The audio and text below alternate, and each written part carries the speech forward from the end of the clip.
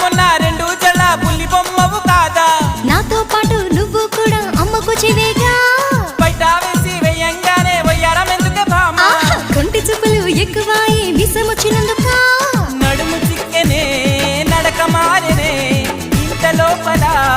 ఏమి జరిగనే మొదటిసారిగా ఆడపిల్లను చూసినట్టుగా మైకం నీకు తమలపాకు మమ్మల్ని సొక్కు